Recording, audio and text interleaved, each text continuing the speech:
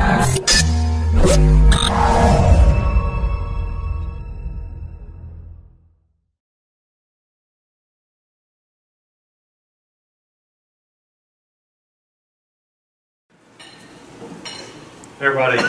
hear me? I want to thank y'all for having me. Robin called me a few weeks ago, or sent me an email a few weeks ago asking if I'd be willing to come speak to y'all, and so I appreciate the invitation, and I think this is a good opportunity to get our message out there. I think it's often misunderstood, so I think this is the best way to communicate what we really are about, not on a blog or on Facebook or in just the gossip circle. So I really do appreciate y'all giving me an opportunity to come out and speak to you. I want to cover real briefly. I'm not going to dwell on this, but if you've been following, there's an article in Southeast Sun this morning. There was we did a blog post this weekend about it.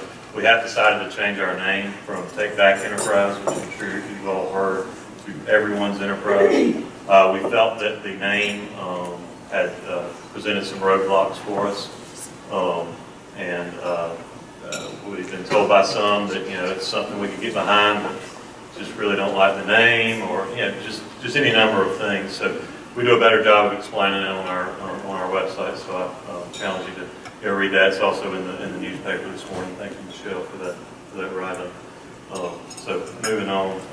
What is Everyone's Enterprise? We are a nonpartisan, nonprofit 501c4. We were formed to educate citizens on important issues. That's what a 501c4 is. Or that's one of the things that you can do a 501c4 for. We are not a PAC. We cannot, we will not, we did not form to support political candidates. We cannot fund them. We formed as a nonprofit, and we're not a dark money group. We've seen innuendo out there. I mean, I'm sure y'all are following state politics. This dark money. It is true that the groups they're accusing of being dark money groups are 501c4s. There's a clear distinction between them and us. First of all, we don't have any employees. We certainly don't have any employees operating as political operatives or senior political advisors. So we're not a dark money group. We don't even have much money. We don't spend much money. I mean, what we're doing is all volunteer. We're posting on blogs. We've got a website. We simply don't need money. The main thing we needed money for was for our organization to pay the lawyers. We did have a fundraiser back in August. We've raised enough money to cover that. By and large, since then, we haven't spent much money, and it's been completely funded by us, by our board of directors, and so just clear there. Our mission is to educate and inform the citizens of Enterprise about issues affecting them and their children's future, and to promote open government. Our mission is not. I think it's sometimes just as important to talk about what we are not as opposed to what we are. So clear there here on a few things. We did not form to get sales taxes rescinded or to lower property taxes. We did not form to turn the school board over. We did not form to insert our own political candidates, even though we regularly get accused of that. We did not form to exercise our political vendettas. Our vision for Enterprise is that of a city that is growing, vibrant, and pleasant to live and do business in. We believe our government officials should respect all citizens and businesses and should be accountable to them. We believe our city government should seek to be open in all it does and should seek to educate the public about all of its activities. Give you a little background on, I think it's good sometimes just to speak my own personal experience, how I got involved in this organization, what kind of opened my eyes to realize the need for this type of organization. And it was the sales tax increase from July of 2014. I'm sure most of you remember it. The school system approached the council and needed some money to fund their capital projects. They held a joint work session at the Enterprise Civic Center on June 30th. between the school board, city council, and they invited the public to come and speak. At that meeting, the school board presented their plan, city officials presented their plan for funding, and then they opened the floor for questions. There were a lot of good questions. Reed Clark, actually, is on our board of directors, he's here today with me, asked the question, so if population has really grown like you say it has, I think they quoted 26, 27%, if it has grown, and surely the tax base has grown proportionate, if not disproportionate to, because of inflation and products and groceries and all that. So surely sales tax revenues have kept pace with population growth. If so, where has that money gone? You claim you haven't been able to hire policemen, you haven't been able to build a fire station, you haven't been able to hire firemen, haven't been able to do all these things. So all these revenues that you need, surely the sales tax revenues have been there. And if not, how much is the shortfall? Well, the answer to that question, and I quote, the answer was, if we had had 27% growth, and growth in sales taxes is what he's referring to. If we had 27% growth in sales taxes, we would not be having this discussion tonight. Well, I heard that. It was actually, the video was posted on Southeast Sun's website. I watched it again and again. And I personally thought that just cannot be right. I know that the business that I'm in, selling to the public, I know that business has grown, price of products have grown. Surely sales tax revenue has kept pace with that. Well, so this was on June 30th. They introduced the ordinance on July 1st, the very next day. Then we were all out of town for July 4th week. The following week we came back and there was a group of independent retailers. Some of you may be in the room, but anyways, we tried to cobble together an organized effort to dispel some of this stuff they were saying. Not necessarily to quash the sales tax increase. If it's needed, then it's needed. But let's discuss it on the merits. Let's not discuss it on half-truths and just no truths. So they did give us some information on sales tax growth.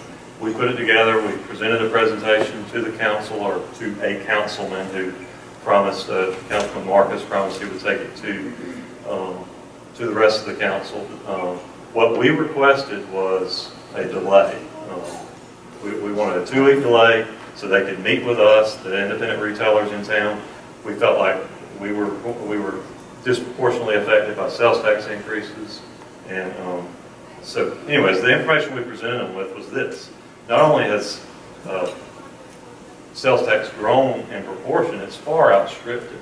So sales tax goes from $8 million to, we had projected 2015 they would collect $18 million, and it turned out our projections were pretty true. Population had grown from somewhere around 21, 22,000 to 27, 28,000. So that's a population growth of 27% by their own, that's by their own advertising, and it's corroborated with census data. Sales tax growth of 116%. And again, I'll remind you, they said if we had had 27% growth, we would not be having this discussion tonight. So that's kind of the infancy of my involvement. Shame on us as a retail community, as a business community, of not being organized, not having some avenue to collect data, to vet what people are saying, and then to communicate it either to our elected officials or communicate that to the public of, wait a minute, what you're saying is not accurate. Let's discuss anything we do on the merits of an issue, and that, you got to have the truth to do that. So that's the very genesis of our organization. I'm going to breeze through this just for the sake of time. If you've seen my previous presentations, I'll talk about this. So since 2008, they've had five new sources of revenue since 2008: absent sales tax, 3.5 ad valorem, a hotel and lodging tax, a fire tax.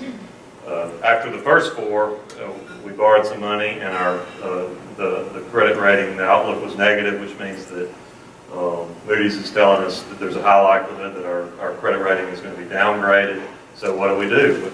Four revenue increases isn't enough, so we passed we need a fifth. So that did stabilize our credit rating to a positive outlook. So all in all, over $6 million in new revenues. Now this isn't referring to the old sources of revenues. Those grew also. These are the new sources of revenue. I'm going to breeze through this too. If you've been following us, you've seen that in the last 10 years, they've 12,189 yes votes, 3 no votes. That roundly, just completely agree with each other. Very little public deliberation, and that became very evident when I became intimately involved in this sales tax issue. That they just were not going to discuss these issues in public, in front of, with each other. Don't know where the decisions are being made, but somehow, some way, they're coming to almost unanimous consent every single time. 3 exceptions in the last 10 years. All right, our request. Everyone's enterprise is a movement to improve government by making it more transparent, participatory, and collaborative. Everyone's enterprise will help build the public's trust and satisfaction in government, will improve government's delivery of services, and will create new opportunities for innovation. A few definitions here for you. We've harped on transparency, participation, collaboration. What are those 3 things? Everybody focuses on transparency, but actually open government is a 3-legged stool. We didn't make this stuff up. It's boilerplate stuff that's out there. There's a lot of open government movements around the country. Transparency is used to increase accountability, promote informed public participation, and create economic development opportunities. The city shall expand access to information. Y'all all heard the term, inspect what you expect. If we, the citizens, cannot inspect our financial records, the going-ons of the city, then how can we expect, anything? So, we truly believe that this is extremely important. Participation. To create more informed and effective policies, the city shall enhance and expand opportunities for the public to participate throughout the decision-making process. Again, in my personal experience with the sales tax, we asked to participate, we asked to collaborate, which is the next thing.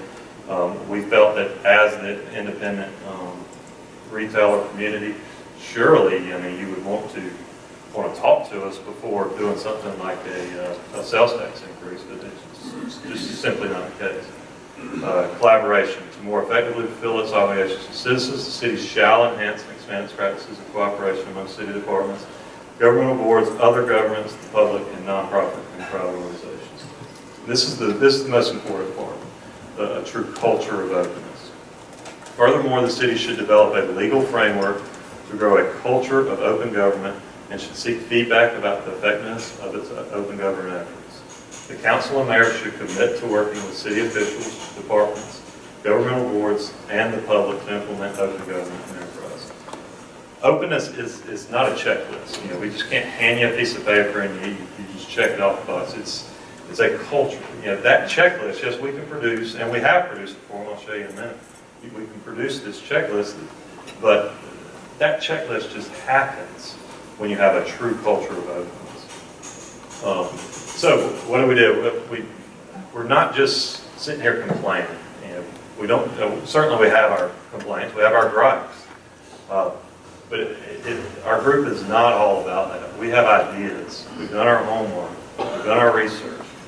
We want to participate. We want to collaborate with the council to increase trust out there in the community, to make us feel like we're part of the process. So we went to them. We requested. First, we requested it privately, and then we went to a city council meeting and requested it publicly, that we have a work session style meeting with the entire council. That way we can get all our thoughts and ideas out there in the open. They can ask us questions, we can ask them questions, just a good collaborative process back and forth. At this point, we're not throwing stones, we're not saying anyone's bad guys, we're not even saying they're bad because they're not doing this stuff. We're saying they probably have never been asked to do some of this stuff. So this is the ask. Let's ask them to do this. Well, if you followed us, you would know that we were denied that opportunity. Now, Councilman Marcus, to his credit, did agree to meet with us. So we met with him. Here's just a, y'all can't read that. I just want to give an example that we do have ideas. We gave him bullet points. We met with him for about 3 hours. Went through these line by line. We addressed transparency, financial transparency software, things that they should be doing with their website that they're not doing, board appointments, videotaping meetings, archiving them online, capital project transparency, town hall forums in their districts, annually, semi-annually, doing something to engage more out in the districts with school board members, with water board members, try to engage the public. We truly feel that an engaged populace is going to be a much more happy populace, and they're going to have a lot more trust in their leaders. So we really encourage the town hall forums. And then the culture, like I said, is the hard part.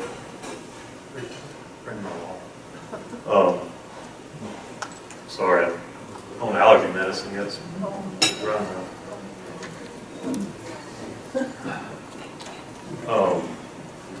So, again, we're not just here with complaints. We're bringing ideas to the table. They're just, for the most part, not really interested in hearing. But to their credit, there have been some improvements made. We asked for council meetings to be streamed online, archived online. They did grant that request. I challenge you to, first and third Tuesdays of the month, watch those meetings. You can go all the way back. I think they started in October, so you can watch them. They have put more minutes of council meetings and work sessions online. They've got them back to 2008. In our opinion, there's no practical reason to stop at 2008. These are simple PDF files. You just post them online. It literally takes seconds. They've got minutes way back. I've got them all the way back in 1992, so I know they've got them much further than that. The summary budget is online, and it's not a very detailed budget, but it is online now after we requested that. And Ballotpedia, a lot of you probably are not aware of what Ballotpedia is, but it's a website that, among other things, they're a big open government advocate. One thing they do is they grade cities, municipalities, states, counties, websites for transparency. How much are they using this great technological tool to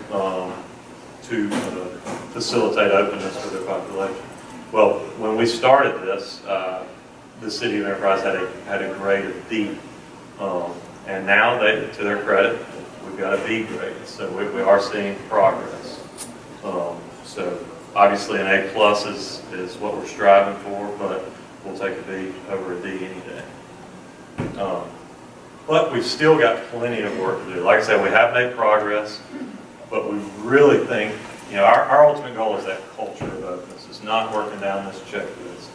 We feel if you'll just skip to the bottom, go ahead and take care of the culture, the checklist will take care of itself. So we feel like we've still got plenty of work to do. One example, and I'm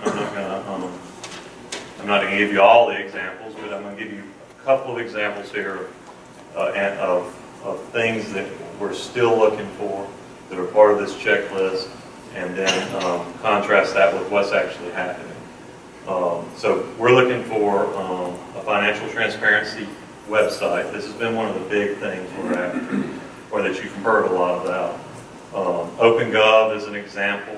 The state of Alabama has their checkbook online. Can't think of what it's called, but that's another example of transparency software. And even being more free with public records. We've, as recent as January, have visited the council meetings asking for them to ease their restrictions on things like general ledger records request. We requested a lot of information from them. And we admit it's a lot of information. We requested their general ledger all the way back to 2000, 2001. Of course, we would take them a year at a time, and they know that. We included that in our request. But while it is a lot of information, with today's accounting software, today's computers, storage devices, Dropbox programs, things like that.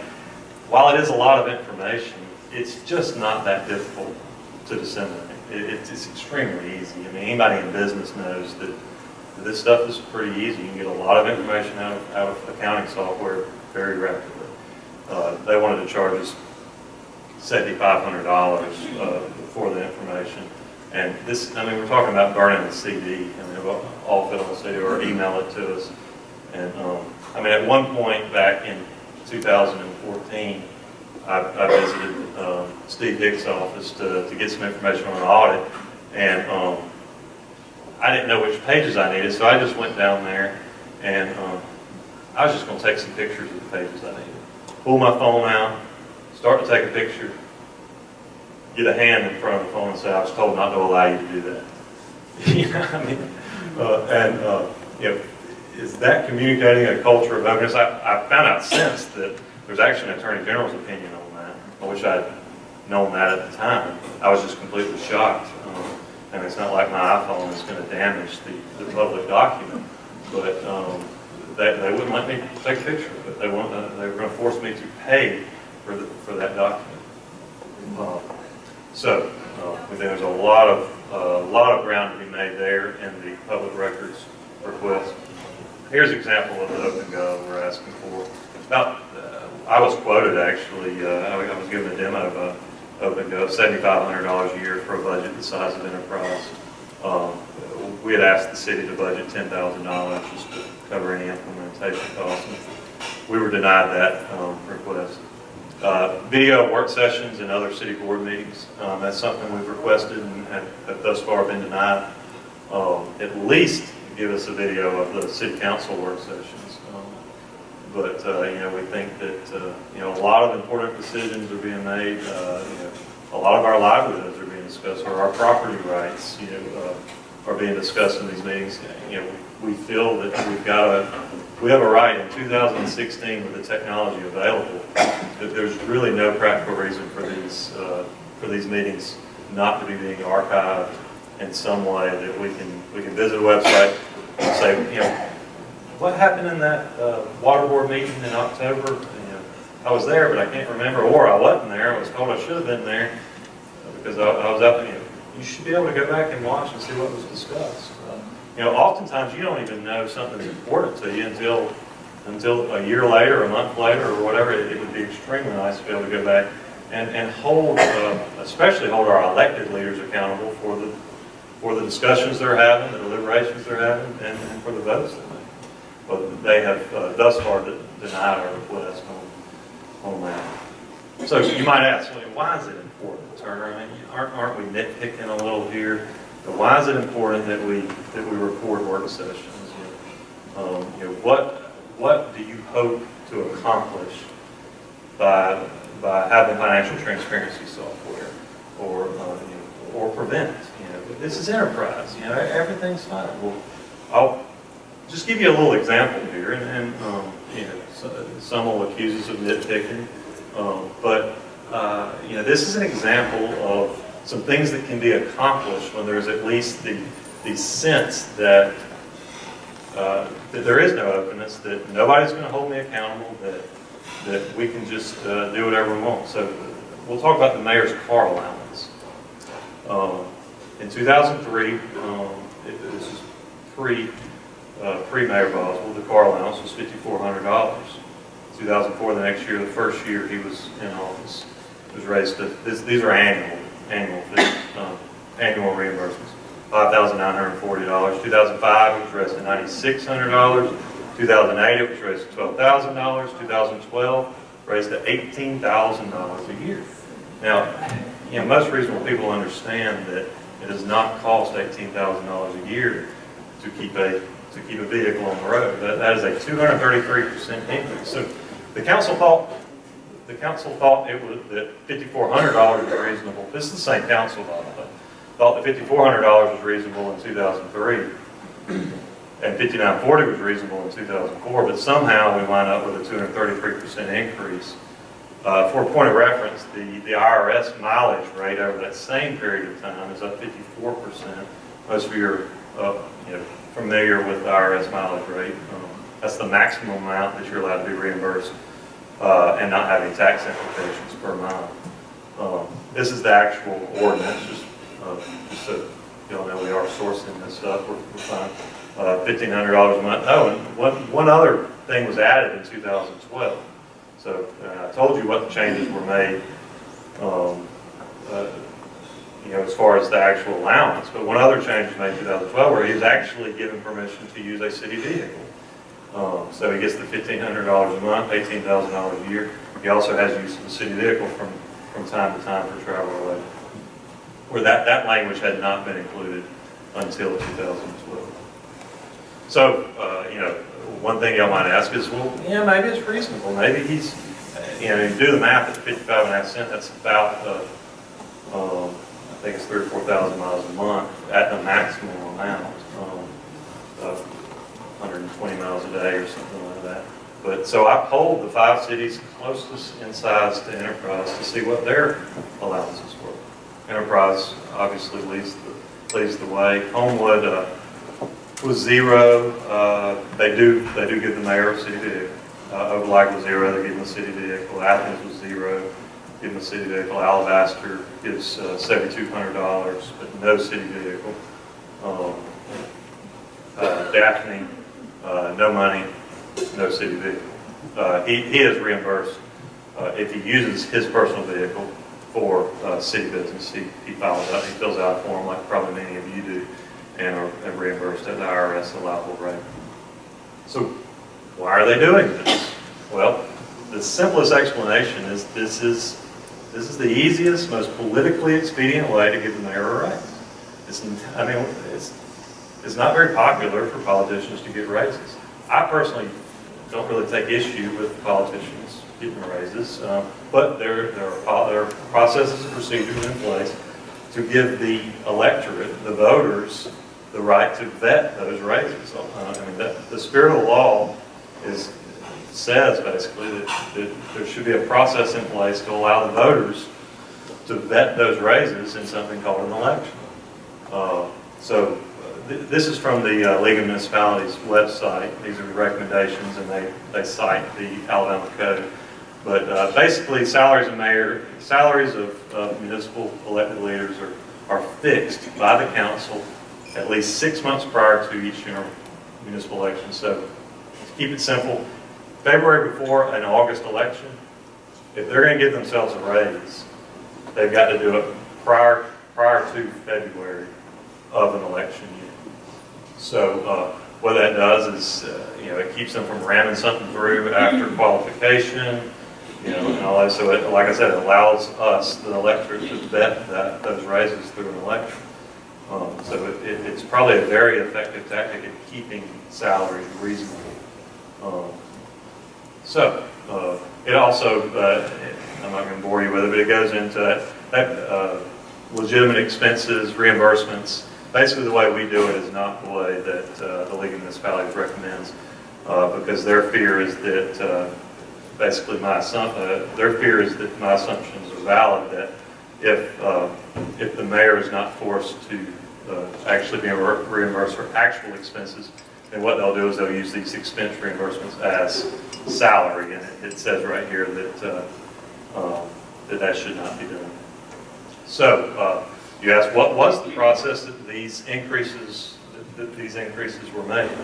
Well, we'll talk about the most recent one as an example. Of course, there's a story for each one, but I'll tell you the story on the most recent one in 2012. So we had elections in August 28, 2012.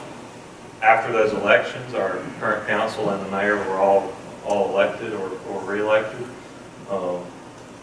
Then there was a work session, an organizational work session on October 1st, 2012 at 5:30. About 2 hours and 10 minutes into that work session, they called an executive session. Many of you know what an executive session is where everybody leaves the room. They can discuss things. Oh, it's allowed under law. They can discuss things. There's a list of things they can discuss. And then, so 2 hours, 10 minutes into this night meeting, they adjourn into executive session. Typically, the executive sessions are at the ends of the meetings. everybody in the room gets up and goes home. That's what happened here. There was no press, no members of the public left in the room when they reconvened at 8:40 at night.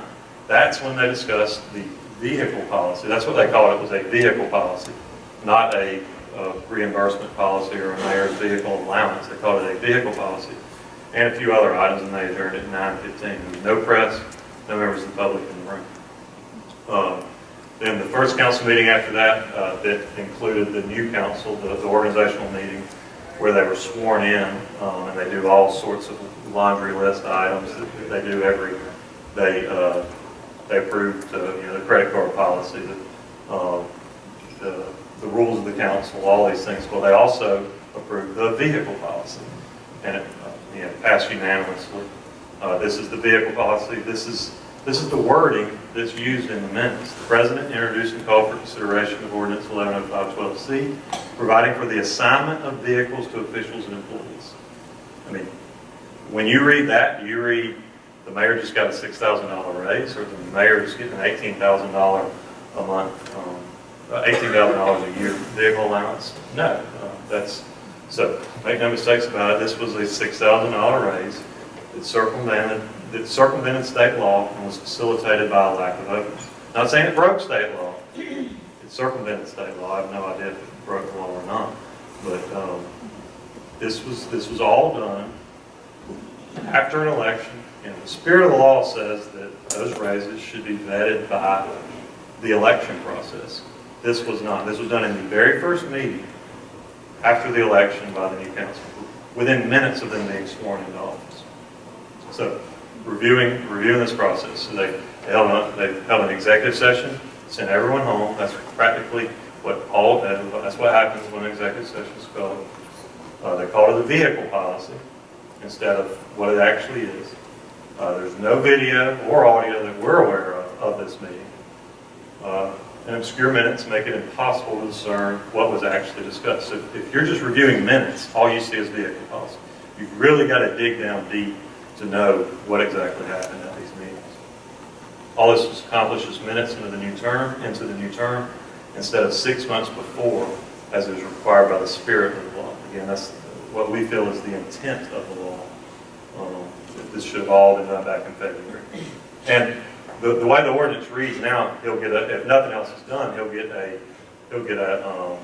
another increase in November, consistent with the increase in the consumer price index. So he'll probably get a 5 or 6% increase in November. So again, not to nitpick on a vehicle salary. I mean, is an $18,000 a year vehicle salary going to put the city under? Absolutely not. We've got a $54 million budget. $18,000 is really not that much money, and I'm not opposed to him getting the money. But it should be, if it's a salary, then let's call it a salary, and let's put it in a salary where all of us know what it is. This is one reason why openness is important. Moving on to one more example. Excuse me.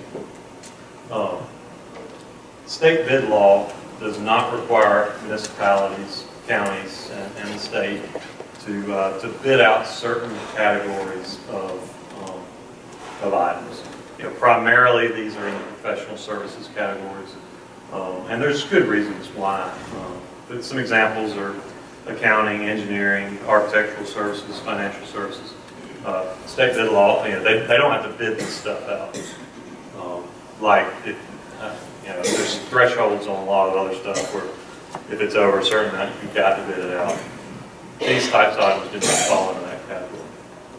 What we've advocated for in lieu of a bid process, and this would have to be done voluntarily by our city government, we've advocated for an RFP process to award these contracts. It's a request for proposal. So when they're going to engage somebody for these services, they would send out RFPs to all interested firms that are interested in making a proposal for, and then the city would they don't have to go with the lowest bidder. They can pick the best option. So that's what we've advocated for. One of the examples is the awarding of contracts to issue the city's bonds when we borrow money. That falls into the financial services category. It's a professional service. The city is not required to shop that around. They can just pick somebody and go with it. So to give you a little background on Enterprise's debt, we have $153 million in aggregate debt service. That's principal plus interest over the life of those bonds. 51 million of that is in interest.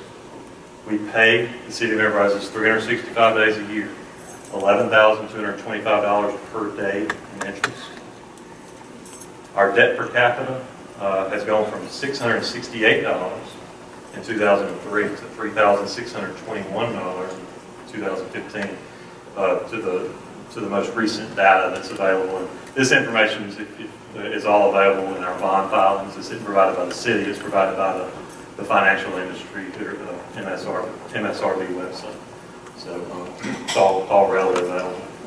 Every time we sell bonds, all this information gets refreshed. So that is a 442% increase in debt per capita since 2003. We rail on Washington about spending and borrowing. The contrast that against the federal debt, it's up 139%, which is not good, but we're far outpacing that at 442% increase in debt per capita. Now remember, this controls for population growth. This is not. It controls for. So as the people grow, then you divide it by more people. So this is every man, woman, and child and baby. So needless to say, we borrow a lot of money. I'm not here to debate whether we should or we shouldn't. I mean, a lot of these programs are very needful, and I'm sure most of us get behind a lot. But it's hard to argue that we don't borrow a lot of money. $153 million in debt service is a lot of money. Do we get the best deal? We as citizens taxpayers deserve to know whether we're getting the best deal. There should be a process in place to know that when we go borrow this money, are we getting a good deal? I think that's hard to learn. So let's look at our process for issuing bonds. How do we do it? And I'm picking on bonds because it's an easy one, but you can have this discussion in all the other categories that are not being bid out. So 2008 bond issue for school projects. This was after the tornado. We passed sales tax increase, property increase to fund this bond issue. So we hired Fraser Lanier out of Montgomery, their investment banking firm in Montgomery, with no evidence of a bid or an RFP. So we didn't ask them to present on anything, and if you study the public record, Bob Young with Fraser Lanier just shows up one day and he's going to issue the bonds. What we found out since is that he flew the mayor and his wife, all expense paid, to New York City, paid for airfare, limousines, luxury accommodations, entertainment, meals. Then those expenses are folded into the issuing cost of the bond. So it's not like Fraser Lanier is paying for this. They're folding it into what we would call the closing cost on a mortgage, but they call them the issuing cost. Fold them in, and then we, the taxpayers, pay for these trips. And we could argue that the mayor's is a legitimate expense that the city would pay for, but I think it's hard to argue that family members fall into that category. So, we can excuse this maybe as an honest mistake, accounting errors, whatever. I'm sure there's plenty of excuses for it. Until, this was the easiest slide to make because I just copied it over and changed the date. 2009, same exact thing happens. Fraser Lanier hired with no evidence of a bid. This is for some public works projects, sewers and water. Flew the mayor and his wife, all expenses paid in New York, airfare, limousines, luxury accommodations, entertainment, and meals. The expenses again folded into the issuing cost of the bonds and paid for by the taxpayers. So, do we see a pattern developing here? I think so. It happened 2 years in a row on 2 consecutive bond issues. I firmly believe it might still be going on today had Fraser Lanier not been audited in 2011. And by FINRA, that's the Financial Industry Regulatory Authority. and they were caught. Had they not been, what they got caught for was folding the cost back into and charging them back to the city. If they had not been doing that, then they would have never gotten caught. So I guess they got a little greedy. But they were fined $20,000 for providing, and these are their words, for providing an impermissible benefit to Mayor Boswell. This was covered by the Birmingham News back in 2011. The mayor and the city involved were not named. But if you dig deep, you find out that you read the investigation, only one mayor and one municipality was implicated, and that was our municipality. Our mayor were the only ones implicated. So was he the only one who took the deal that Fraser Lanier was floating out there, or was the whole thing his idea? You know, I can't answer that question. But spin. They know about this. They know that I know about this. I'm sure they know that we feel it necessary to let the public know about this. So I'm sure that they've got some reasonable excuses. Accounting errors. The city was reimbursed after FINRA was busted. The city was reimbursed. They made honest mistakes. This whole thing is Fraser Lanier's fault. You know, these are some of the excuses that I can hear. But I want you to remember, FINRA investigated this. They determined, they heard all the excuses. You know they heard the excuses. They determined it was an impermissible benefit. They have subpoena type power with these investment banks. You know, if Fraser Lanier doesn't let them in their office and doesn't open their books, then they lose all their licenses and everything. So FINRA had the benefit of all that. Fraser Lanier was fined $20,000. This is a fact. There was a pattern of behavior, another fact. It happened in 2008 and 2009. And the reimbursements were only after they were caught. My question is, did the mayor turn around and reimburse Fraser Lanier? And here's another fact. Since that first flight, we have issued $102 million in debt service through this investment bank. Since that first trip, there's been no bid, no RFP. So are we getting the best deal on our debt, or are we just getting the best trips? All right, I'm going to conclude here. I'm sure there's some questions. Just want to, everybody has this sense that everything's on the outside. That's in Washington, that's in Montgomery. Everything at home, everything in my household, everything in my neighborhood, in my town, everything's hunky-dory. But if you look at some of the messes we're in Washington, whether it's the Hillary Clinton and her emails, the targeting of conservative groups by the IRS, these are transparency issues. Governor Bentley, I'm sure we all know about that. I'm sure this group knows about that. His burner phones and his dark money groups, these are transparency issues. What about here at home? Do we have transparency issues? And can that lead to some of these problems that we've got in Montgomery and Washington?